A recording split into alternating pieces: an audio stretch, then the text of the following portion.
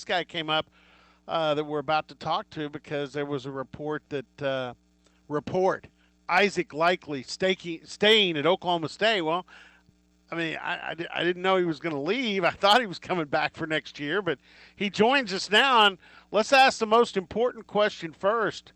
How are you surviving and dealing with this? Are you back home with? I know you got two sisters, your family.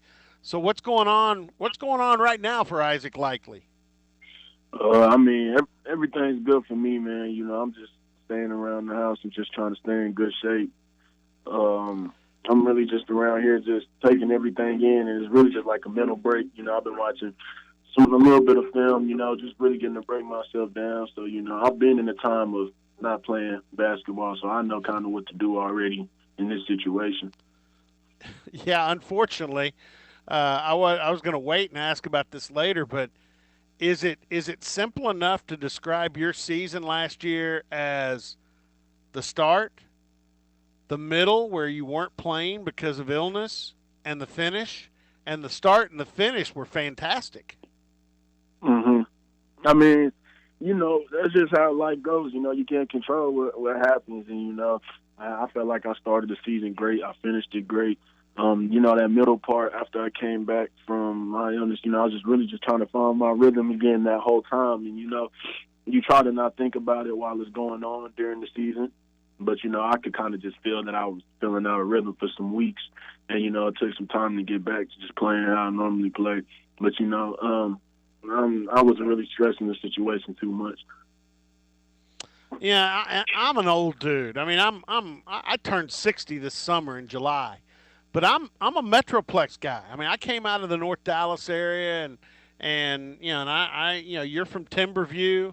I know that area well. Still love to go down and hang out down in the DF Dub, and so I'm familiar with it. And when you were recruited, you know, I went and watched tape. I watched tape of your high school, and I watched tape of your AAU team, and I was really fired up. And you know, a lot of people, you know, you got to prove it to them, which I think you certainly have. But talk about when you came into Oklahoma State and that first year, and proving to Coach Boynton and the staff, and even proving to the fans that, hey, all the press clippings, all the things that people said about me in high school, hey, they're true.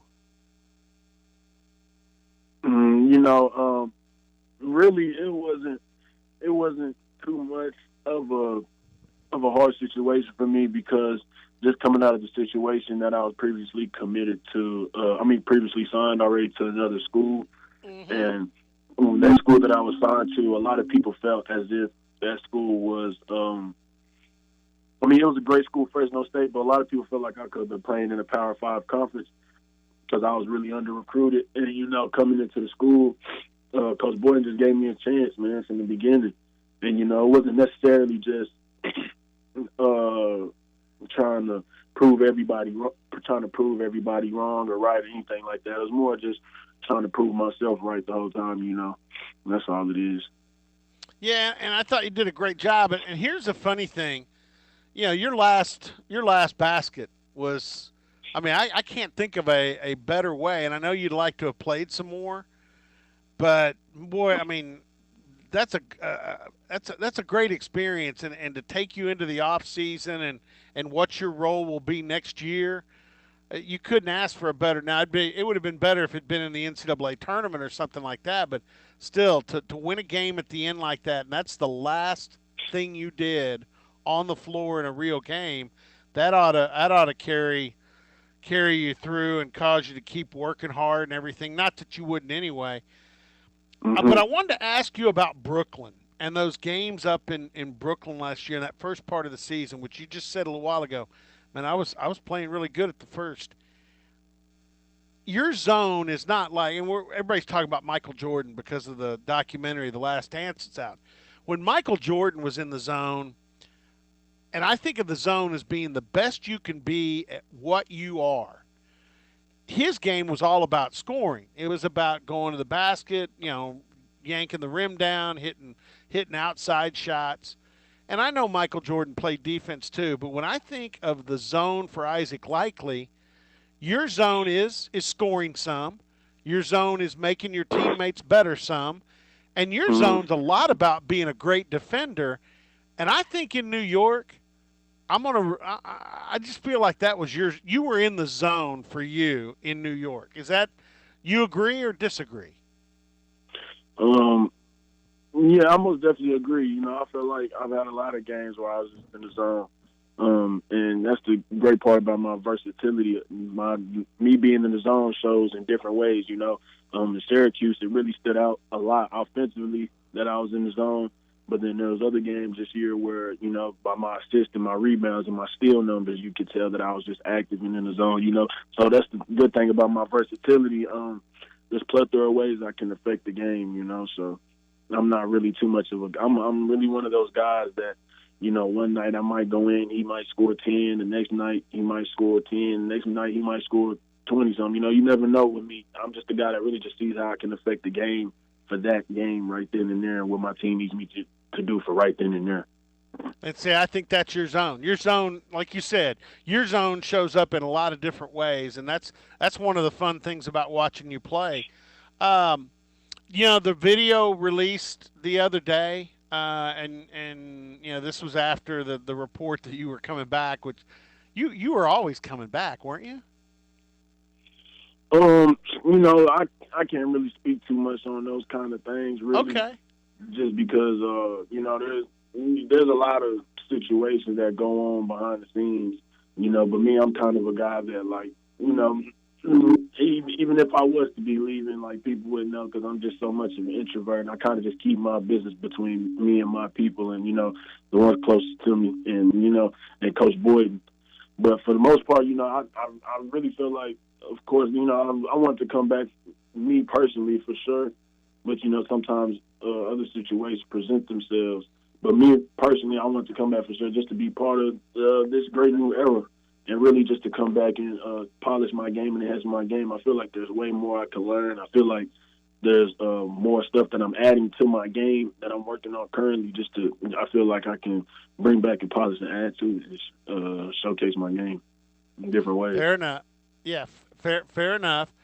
But that video, I wanted to, it shows you on the court. It shows you off the court with your teammates. It shows you, was that? It looked like you were in a grocery store or something. Yeah, Um, but shop but for some but food. here's the cool thing about Isaac Likely.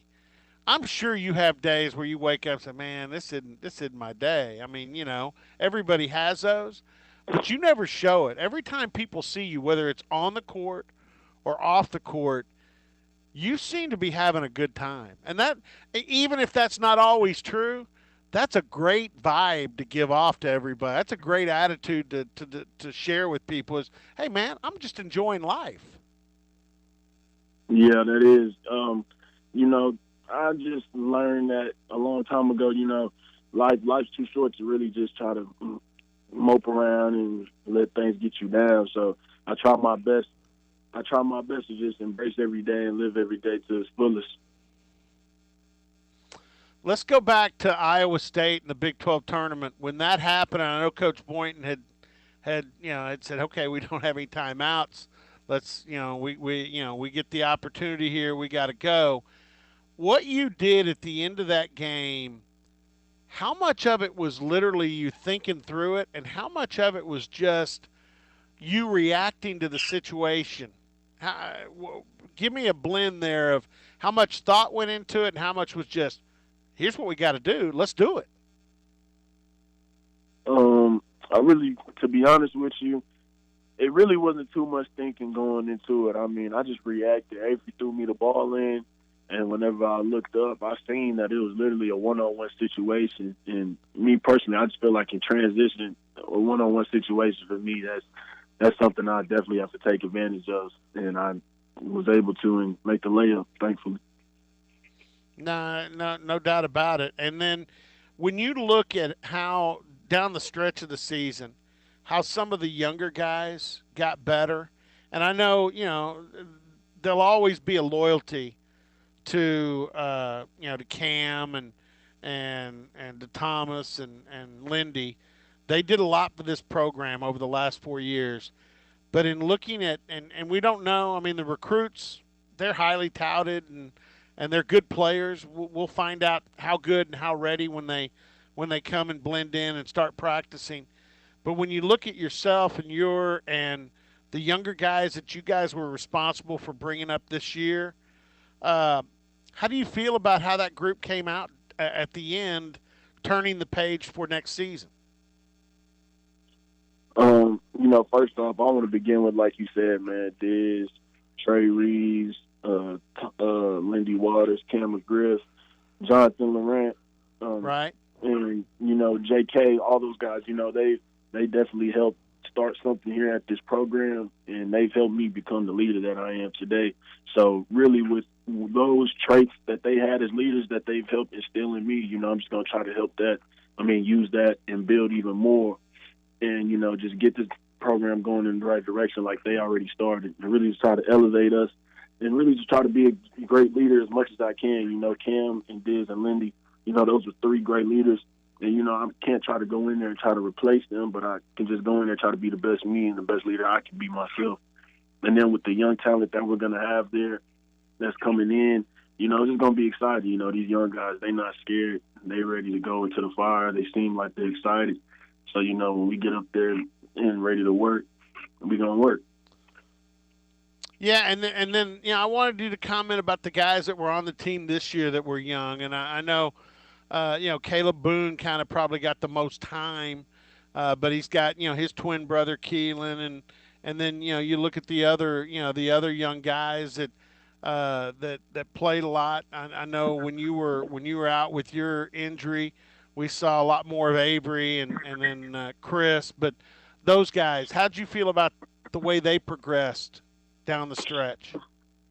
Those guys that was freshmen this year, man, they came into the season and they did great. Avery, Caleb, Chris, Keelan, all of them, all the freshmen, they had to show resilience at some point at this time of the year because they always they faced adversity in their freshman year. Avery, he went from starting to not playing to starting back and forth. Caleb, he showed along late in the season. Chris, unfortunately, he had got injured in the season, but I mean, Right. they was all coming along pretty great, and we all seen big moments from them in different games. And so that just shows you that the depth that we're gonna have next year is gonna be really great, and it should be a great environment every night. Isaac Likely with us, and I think Isaac talked about being a leader. I think this is the guy that's. I called him the straw this year. I thought when you were the straw stirring what was going on, things were really good. Got to ask you this before we let you go. We haven't had. I don't know how big a sports watcher you are. A lot of players don't watch a lot of sports. They'd rather be out there doing what they do. But obviously, for those of us that do watch a lot of sports, we've been missing it. The NFL draft is tonight. I know it's not the NBA draft. It's the NFL. I assume you're probably a pretty good football fan. But Uh, will you watch the draft? Are you curious? Are you into that at all? I'm gonna watch the draft for like probably a couple minutes. I watched the. I watched. I think what pick does the Lions have? Second or third or something like that. You're a Lions fan? No, I'm not a Lions fan. It's just that Okay. reportedly, one of the best, to me, one of the best football athletes to come out of DFW is going to get drafted to them tonight. Jeffrey Okuda from Ohio Jeffrey State. Okuda, exactly. They're the Yeah, I don't yeah even know him personally, but I'm gonna just watch just to support for the city, and then I'm gonna cut it off after that. yeah. I think the two best athletes in the draft are not quarterbacks. One of them is Okuda, who you mentioned, and then Chase Young, the defensive end from Ohio State. Yeah, That guy can ball. So okay, all right, that's fair enough. You're going to support the DF Dub and then go on about your business. I get that. yeah, bro. Hey, it's been fun talking to you, and like I said, I think Oklahoma State fans really love watching you play, and part of it is your attitude, and part of it is the fact that you're a guy that it's not all about putting the ball in the basket. It's about playing defense. It's about helping your teammates be better. And that all around game is a lot of fun to watch. So I appreciate you being on with us, and hopefully soon we're all back together watching OSU play basketball. Yes, sir. Thanks for having me. Hey, thanks, Isaac. Appreciate it. Have a good So one. you too. Isaac Likely goes by Ice, and yeah, I love watching him play because I like defense. I like watching some defense, and yeah, he's got game.